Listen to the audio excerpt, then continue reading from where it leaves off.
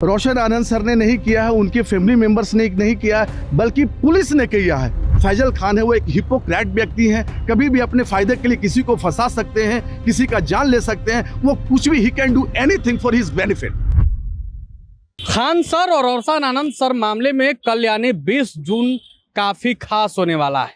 कल कोर्ट में बहस होने वाला है।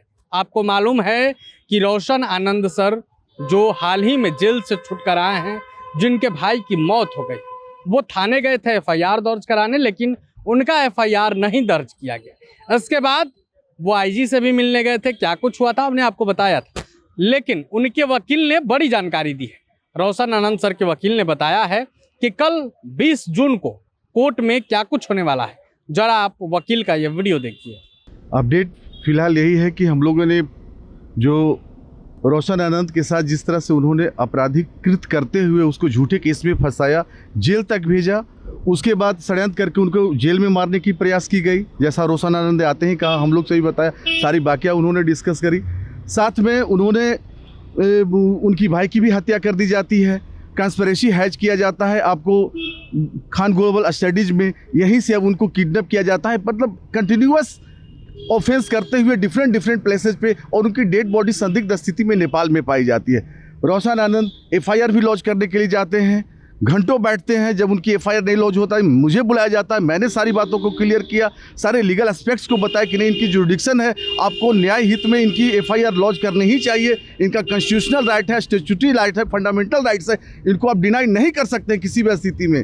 लेकिन उन्होंने अपना पूरी तरह से पल्ला झाड़ने की कोशिश करी और उन्होंने सीधे कहा कि सर हम असमर्थ हैं, ऊपर से हमारे आदेश है, अगर ऊपर से होता है तभी हम एफआईआर लॉन्च करेंगे। उसके लिए बहुत आंदोलन भी किया, लड़कों ने भी बहुत तरह के आंदोलन करने की कोशिश किया कि न्याय, क्योंकि ये सारी चीज़ें मुझे नहीं, ये सब आप सबों को पता है कि कैसे उनके साथ अन्याय किया जा रहा है। ये सर्वविदित हो चुका है, ये एक तरह से यूनिवर्सल ट्रूथ के रूप में आ गया कि सारे चीज़ों को जो हर लोग पूरा इंटायर इंडिया ये बात को जाने कि कैसे उनके साथ अन्याय किया जा रहा है। हम लोग का विशेष ये भी बल है कि चूंकि कल उसकी डेट है जिसमें इंटरिम रिलीफ किसी तरह से टेक्निकलिटी ग्राउंड पे ले लिया, जैसे मटेरियल सेपरेशन किया उन्होंने, उनके क्रिमिनल एंटीसीडेंट्स बहुत सारे हैं उसको उन्होंने छिपाया है, बहुत सारे बातों को रखा है, जबकि ऑलरेडी वो जो केस की गई है वो रोशन आनंद सर ने नहीं किया है, उनके फैमिली मेंबर्स ने नहीं किया है, बल्कि पुलिस ने किया है। सही बाकी जब आ गया, जब इलेक्ट्रॉनिक एविडेंस के आधार पे किया, जो एडमिसिबल है एविडेंस एक्ट में, उसके आधार पे किया है, लेकिन फिर भी टेक्निकलिटी का ग्राउंड लेके उन्होंने इंटरिम रिलीफ का एंजॉय कर रहे हैं। जो 20 तारीख को है, सबसे पहले हम लोग को उसकी बेल को कैंसिल करवाना है, जो इंटरिम रिलीफ मिली उसको वैकेट करवाना है।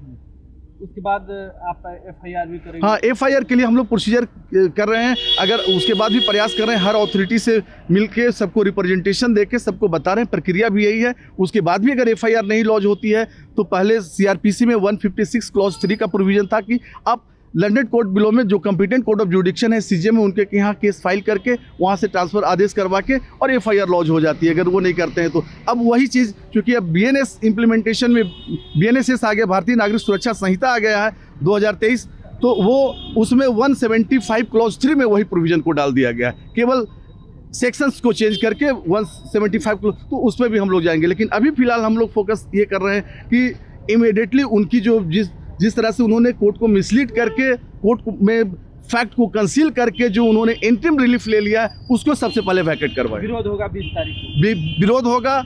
ऐसे देखिए, कोई भी अगर ऑफेंसेज होता है तो that offences against the state के अगेंस्ट होता है, और स्टेट के पीपी भी वहाँ होते हैं, उनके लॉयर भी होते हैं। हम लोग उनको पूरी तरह से सपोर्ट करेंगे, पूरी डॉक्यूमेंटेशन से सपोर्ट करेंगे, क्योंकि हम विक्टिम हैं, हमारे साथ अन्याय हुआ तो हमारा भी राइट टू एडवांस का अधिकार होता है।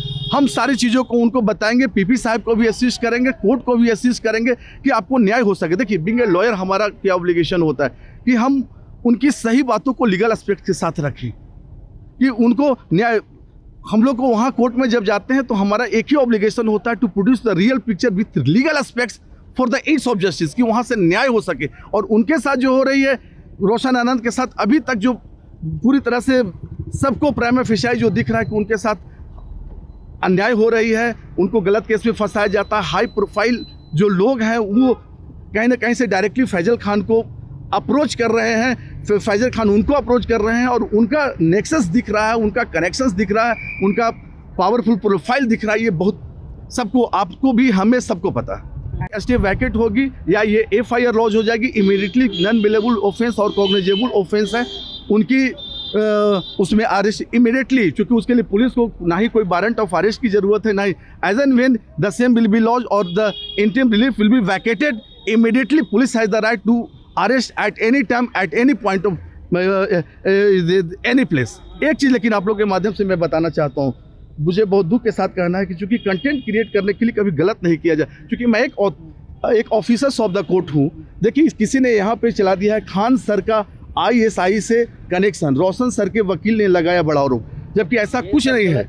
इस तरह की चीज़ें नहीं डालने कोई विशेष हकीकत ये है कि मैंने ये चीज़ को कहा था कि खान सर ने अपनी रिसेप्शन सेरेमनी में उन्होंने बुलाया है सबरी ब्रदर्स को, जो पाकिस्तान के हैं। पूर्व में उनकी कभी कनेक्शन रही थी जो विवाद में आया था ISI एजेंट के साथ। तो this is the real picture. लेकिन खान सर के बारे में चूंकि सारी चीज़ें अनुसंधान का विषय, परत दर परत बहुत सारे चीज़ खुलेंगे। ये तो पता चल गया कि जो फैजल खान है वो एक हिपोक्रेट व्यक्ति हैं, कभी भी अपने फ़ायदे के लिए किसी को फंसा सकते हैं, किसी का जान ले सकते हैं। वो कुछ भी, he can do anything for his benefit.